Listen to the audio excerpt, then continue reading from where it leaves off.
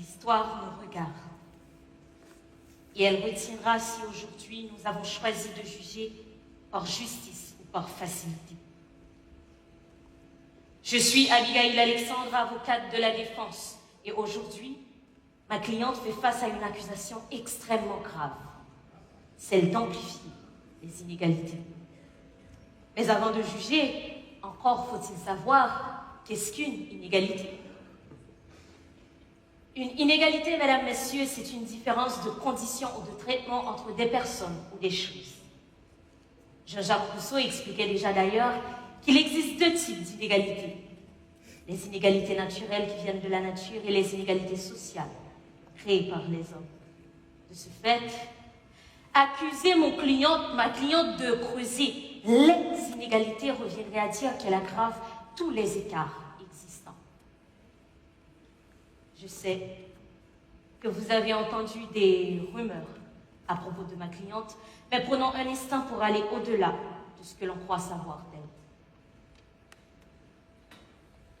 On reproche souvent à l'intelligence artificielle de faire disparaître des emplois. Et pourtant, selon le World Economic Forum, les transformations technologiques dont ma cliente devraient créer 170 millions d'emplois d'ici 2000. Via des plateformes de recrutement comme HireVue, elle est aussi celle qui masque le genre pour ne laisser voir que le talent des candidats. Comme la révolution industrielle a créé les métiers des transports, des télécommunications, l'intelligence artificielle ouvre aujourd'hui de nouveaux horizons et parfois même, elle sauve des vies. Vous connaissiez l'histoire de Lorraine?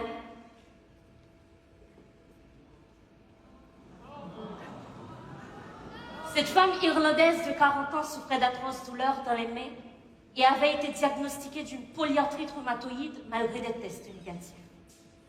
Son état empirant, elle décide de décrire ses symptômes à ChatGPT, qui lui suggéra une autre piste. Et grâce à cela, de nouveaux examens ont finalement révélé 2 tumeurs cancéreuses, permettant ainsi un diagnostic précoce et offrant à cette mère la chance de voir grandir ses 2 enfants. Dans un monde où tout le monde n'a pas accès aux meilleurs spécialistes, l'intelligence artificielle peut offrir un second regard, élargir l'accès au savoir et offrir un marchepied à ceux que la vie fait naître avec une marche de retard. Si je vous dis tout ceci, c'est parce que des inégalités, j'en ai su.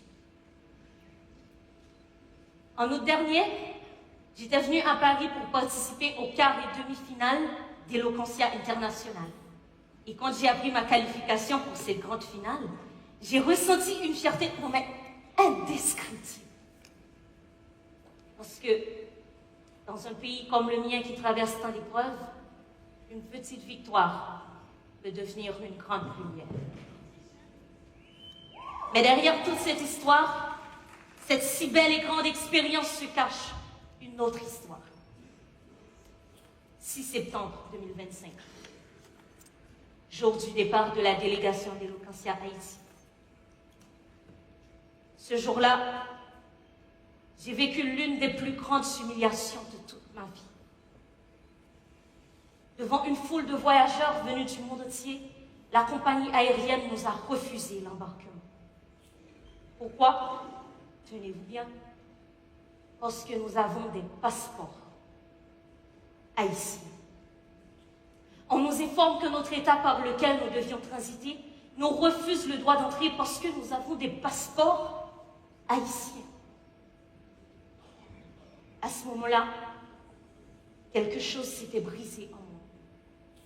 Je me sentais triste, humiliée, déshonorée. La fierté d'il y a quelques jours transformée en pure déception.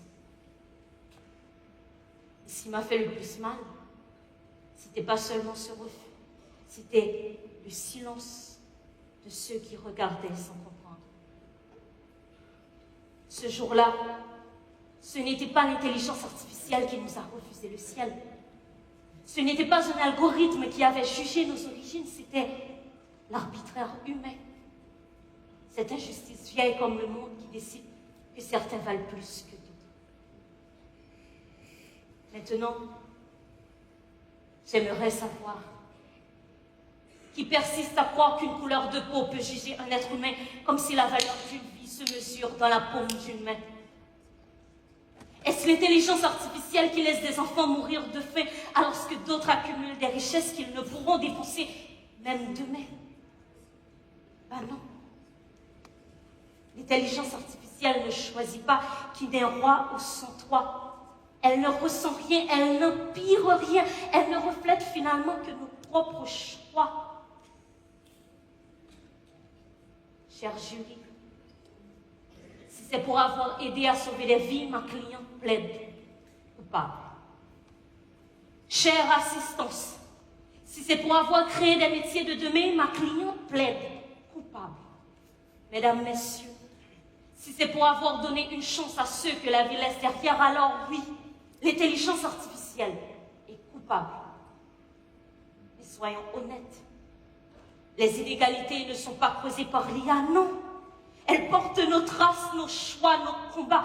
Pour une fois, regardons sans détour, ni et moi. Assumons ce reflet qui tremble face à soi, car ce miroir ne ment pas. Il renvoie nos lois, nos silences complices.